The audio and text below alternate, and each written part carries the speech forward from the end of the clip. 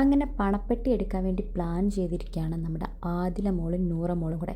നൂറയ്ക്കും ആദിലയ്ക്കും ഏകദേശം ഉറപ്പായി ഇവിടെ നിന്ന് പോകാനുള്ള ടൈം ആയിരിക്കുന്നു. ഇതല്ലാണ്ട് വേറെ വഴിയില്ല എന്ന് മനസ്സിലായി. കാരണം നൂറ പറയുന്നുണ്ട് നമുക്ക് പൈസയാണ് ആവശ്യം, ഫെയിം നമുക്കിവിടെ നിന്ന് ഓൾറെഡി കിട്ടിക്കഴിഞ്ഞു, ഇനി നമുക്ക് ആവശ്യം പൈസയാണ്.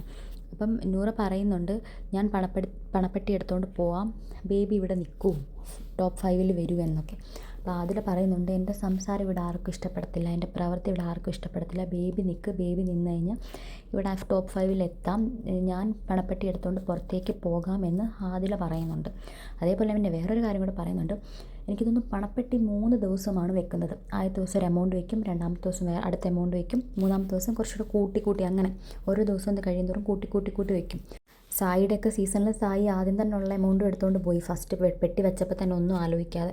അപ്പോൾ ഇതേപോലെ അവർ ചർച്ച ചെയ്യുന്നുണ്ട്, ബേബി ഇത് 3 ദിവസം ആരും എടുക്കാതെ അവരെ തടയണം, അത് മറ്റാരും എടുക്കാതെ നമുക്ക് നോക്കണം എന്നൊക്കെ അതിലെ നൂറയും കൂടെ ഡിസ്കസ് ചെയ്യുന്നുണ്ട്. അപ്പോൾ നൂറ പറയുന്നുണ്ട് ബേബിക്ക് അറിയാമല്ലോ ഞാൻ എന്തെങ്കിലും കാര്യത്തിൽ സ്ട്രിക്റ്റ് ആയി കഴിഞ്ഞാൽ നല്ല രീതിയിൽ ഞാൻ നിൽക്കും. ഇവർക്ക് ഡൗട്ട് സാബ്മാനവും ലക്ഷ്മിയും എടുത്തുകൊണ്ട് പോകുമോ എന്നുള്ളതാണ് ഇവരുടെ ഡൗട്ട്.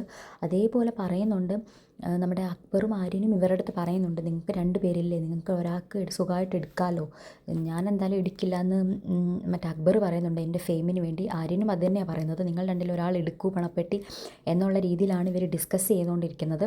പക്ഷേ ഇവരിത് ഡിസ്കസ് ചെയ്യുന്ന സമയത്ത് ഇതെന്തായാലും ലാലേട്ടൻ വന്ന് ചോദിക്കുകയോ അല്ലെങ്കിൽ കാണിക്കുകയോ ചെയ്ത് കഴിഞ്ഞാൽ ഇവരുടെ പ്ലാൻ പൊളിയത്തില്ലേ. ലൈക്ക് ഇവരെന്തായാലും 3 ദിവസം ആരെ കൊണ്ട് എടുപ്പിക്കരുതെന്നുള്ള പ്ലാൻ എന്തായാലും പൊളിയാനുള്ള സാധ്യതയുണ്ട്.